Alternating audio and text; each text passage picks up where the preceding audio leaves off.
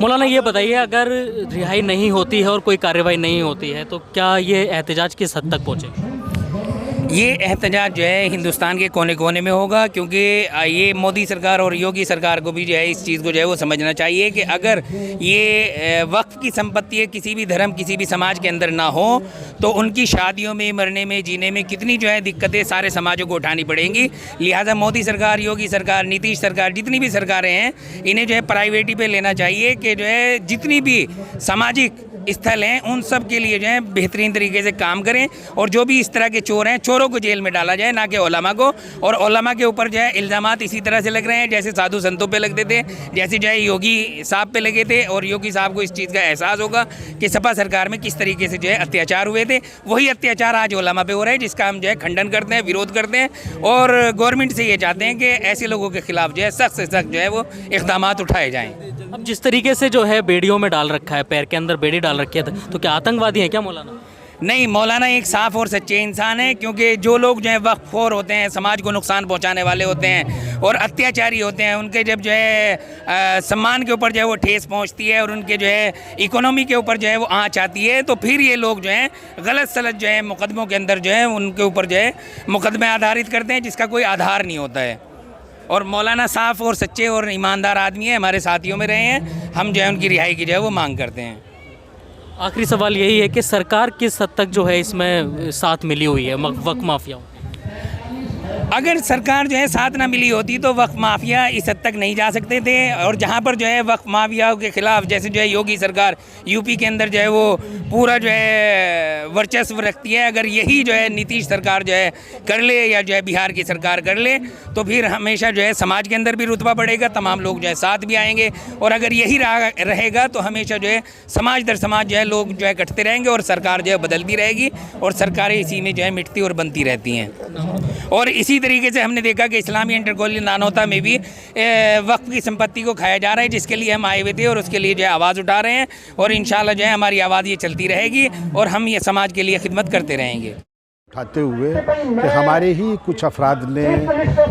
औकाफ में खुर्द-बुर्द की है और उसमें ख़यानतें की हैं, नाजायज़ कब्ज़े किए हैं, ज़मीनों को बेचा गया है। इन तमाम चीज़ों के ख़िलाफ़ अगर कोई उठ के खड़ा होता है तो हुकूमत ही के चंद एजेंटों के ज़रिए से हुकूमतों पर दबाव डाल के जो है वो इस तरह के मज़ालिम जो है वो किए जाते हैं। तो शबीब कासिम साहब जो है वो बहरहाल औकाफ के लिए उठ के खड़े हुए थे और उनकी जंग जो है औकाफी के सिलसिले में थी, लेकिन बहरहाल जो सूरत हाल इस वक्त बनी है कि फ़र्ज़ी किस्म की और बिल्कुल बेबुनियाद किस्म की FIRs लिखवा कर उन्हें तकरीबन 2 महीने से इस वक्त जेल के अंदर हैं, और एक ऐसा इंसान के जो वाक़ईन एक पढ़ा लिखा इंसान हो और एक महज़्ज़ब इंसान हो, वो इस तरह से बेड़ियाँ पहना कर जेल में रखा जाए, ये किसी तरह से जो है वो मुनासिब नहीं है, बल्कि ये कानून का एक तरह से मजाक है कि हिंदुस्तान के अंदर जो है वो चोर और मुजरिमीन जो है वो आज़ादी के साथ घूम रहे हों और एक ऐसा शरीफ नफ्स इंसान जो है वो जेल की सलाखों के पीछे हो कि जो सिर्फ़ औकाफ के लिए जंग कर रहा था, किसी और दूसरे मकसद के लिए, या कोई मुल्क से गद्दारी या मसलन कोई और बदुनियाही का इल्ज़ाम उस शख्स के ऊपर नहीं है। क्या हुकूमत इन मामलात में ज़िम्मेदार नज़र आती है आपको? क्योंकि कई बार ये कहा जा रहा है कि हुकूमत के ख़िलाफ़ ना नारे लगाए जाएँ, पुलिस के ख़िलाफ़ ना नारे लगाए जाएँ। नहीं, देखिए इसके अंदर पुलिस की भी एक कसूर है, गलती है, वो ये कि इस तरह की FIRs बड़ी आसानी के साथ जो है वो लिख ली गई। हम तो ये देख रहे हैं कि हिंदुस्तान के अंदर जो है FIR का लिखना जो है वो पुलिस आसानी के साथ नहीं लिखती है, बहुत जबर की ज़रूरत पेश आती है, बहुत सियासी दावपेच इस्तेमाल करने पड़ते हैं, तब जाके FIR लिखी जाती हैं। लेकिन मौलाना के ख़िलाफ़ जो है वो FIRs का ढेर लगा दिया गया है, तो इसके अंदर पुलिस की कोताही है। और जहाँ तक हुकूमत का ताल्लुक़ है, देखिए हुकूमत अगर यानी सख्त मौक़िफ़ इख्तियार करती और हुकूमत अब भी जो है वो अगर मामलात को सही करने के लिए मुनासिब अफराद जो है वो औकाफ के अंदर अगर भेजती तो मैं समझता हूँ कि ये सूरत हाल सामने ना आती। ये सूरत हाल आई ही इसी वजह से है कि हुकूमत एक तरफ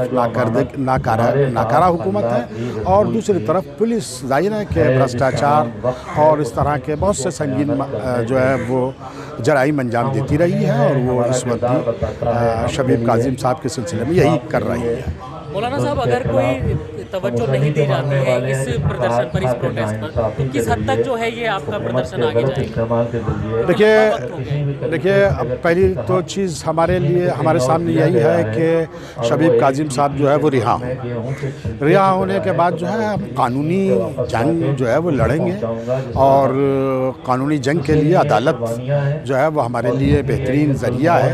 बहरहाल हम अदालतों में इंसाफ से नाउम्मीद अभी नहीं हुए हैं, तो हमारी जंग जो है वो एक पीसफुल जंग है, एक शांति के साथ जंग है। तो हम सड़कों पे तो मजबूरी के इस वजह से उतरे हैं। यहाँ देखिए आप जितने अफराद नज़र आ रहे हैं अक्सर इसमें उलमा हैं, अक्सर विद्वान हैं कि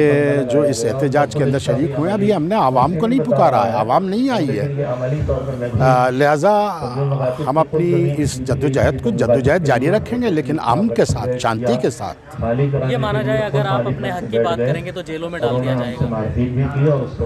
देखिए जेलों में अगर डाल दिया जाएगा तो फिर आखिरी मरहले में तो हम भी जेल में जाने के लिए तैयार हैं। जब शबीब काजिम साहब के ऊपर ये जुल्म हो सकता है तो फिर ये हमारे ऊपर भी हो सकता है। हमें इसके लिए भी जो है वो तैयार रहना चाहिए और तैयार है। क्या उनका जुल्म इतना बड़ा हो गया कि अस्पताल में भी पैरों के अंदर बेड़ियां डाली हुई हैं? ये वाकई बहुत ही अफसोसनाक सूरत हाल है कि जब हम उस शख्स को, देखिए हम शख्सी तौर के ऊपर उन्हें जानते हैं और पूरा समाज जानता है, पूरा बिहार जानता है कि वो इस तरह का कोई संगीन जुर्म अंजाम देने के बाद जो है वो वहाँ नहीं गए हैं, बल्कि वो गलत और गुमराह कुन FIRs हैं कि जिनकी बुनियाद के ऊपर वो गए हैं। लिहाजा उनके साथ जब इस तरह के जुल्म की खबर जो है वो और तस्वीर हमारे सामने आती है तो वाकई दिल बेचैन हो जाता है कि एक बीमार इंसान, एक डायबिटीज़ का पेशेंट, एक हार्ट पेशेंट, उसके साथ जो है वो इस तरह से बर्ताव किया जा रहा है। वाकई अफसोसनाक है। जिस तरीके से बेड़ी डाली गई है पैरों के अंदर मौलाना के, जी अगर हक की बात करेंगे तो अब ये हाल होगा क्या? हक के जितने भी हक बात करने वाले हैं उनको बेड़ी पड़ी रही है। इसलिए इससे पहले हमारे इमाम मासूमीन अलैहिस्सलाम, इमाम ज़ैनुल आबिदीन अलैहिस्सलाम, इमाम हुसैन काज़िम अलैहिस्सलाम हैं, जो इमाम मासूमीन हैं, जिनके हम लोग पैरों हैं, जिनको मानते हैं, तो उनके पैरों में बेड़ियाँ हक की लड़ाई लड़ रहे, तो लिहाजा हक की लड़ाई में तो बेड़ी और ये पड़ेगी। दूसरी बात, वो शबीब काजिम साहब ने अपनी हक की लड़ाई लड़ रहे हैं और हक पे चल रहे हैं, हक का दर्स दे रहे हैं। उन्होंने अपनी ज़मीनों को बेचकर हक की लड़ाई लड़ रहे हैं, वो इस तरीके से लड़ाई लड़ रहे हैं और हमेशा वो लड़ते रहेंगे। उन्होंने कहा कि हमेशा हक की लड़ाई लड़ते रहेंगे, हम कभी लड़ाई ये हक वाली बंद नहीं करेंगे। लिहाजा हमेशा मुखालिफिन अक़लियत पे न जाइए, अक्सरियत पे न जाइए। अक्सरियत हमेशा यजीद के साथ रही, अक़लियत हुसैन के साथ रही। हुसैन 72 थे। आखिर ये कहाँ तक जाएगा प्रदर्शन? अगर ये प्रदर्शन बहुत आगे तक जाएगा, लेकिन उस वक्त जाएगा जब नीतीश गवर्नमेंट हमारी बात को नहीं सुनेगी, तब मैं ये आगे तक ले जाऊंगा। पूरे इंडिया में जाएगा, पूरे इंडिया में प्रदर्शन होगा, नीतीश के ऑफिस पे यहाँ धरना प्रदर्शन होगा, लाखों लोग आएंगे, इसका घेराव किया जाएगा। मौलाना, आज जो प्रदर्शन किया जा रहा है, जो एहतजाज किया जा रहा है, कहा गया है कि ये सरकार के खिलाफ नहीं है, बिहार सरकार के खिलाफ नहीं है, तो आखिर ये प्रदर्शन फिर है किसके खिलाफ? दर हकीकत अभी जो जनाब ने तकरीर में कहा, पहला हमारा जो प्रदर्शन है दर हकीकत वो बिहार पुलिस के ख़िलाफ़, जिसने इस बर्बरता के साथ मौलाना शबीब काजिम को गिरफ़्तार किया, उनके घर में घुसे, पहले उससे घर की किताबें, जो मुक़द्दस किताबें थी, उनको रौंदा, उनको ख़राब किया, घर की औरतों को भी उन्हीं ने बेपर्दा किया और उसके साथ मौलाना के साथ अत्याचार किया। और जो वहाँ के माफिया हैं, भूमाफिया, उनको अपनी सुरक्षा दी और जो मौलाना वफ़ को बचा रहे हैं उनके ऊपर अत्याचार किया। दर हकीकत जो हमारा प्रदर्शन अभी बिहार पुलिस के ख़िलाफ़ है। क्या नतीजा जो है निकल करके आ रहा है? अगर आप अपने हक की आवाज़ उठाएंगे तो क्या जेलों में डाल दिया जाएगा? नतीजा यही समझ में आ रहा है कि अगर इस तरह से होता रहा और ये मुसलसल कंटिन्यू होता रहा तो हमको सरकार की नीति बिहार की यही समझ में आएगी कि वो मज़लूमों की आवाज़ नहीं सुन रही है, अत्याचार को बढ़ावा दे रही है। जो अत्याचार को बढ़ावा देता है, जालिम का साथ देता है, वो हुकूमत बर्बाद होकर रह जाती है। न्याय से ही सब कुछ है और जहाँ के ऊपर इंसाफ होता है वहीं पर पब्लिक साथ होती है और जहाँ पर नाइंसाफ़ी होती है पब्लिक उसके ख़िलाफ़ हो जाती है और धीरे धीरे वो सत्ता से गिर जाता है और वो पैदल हो जाता है।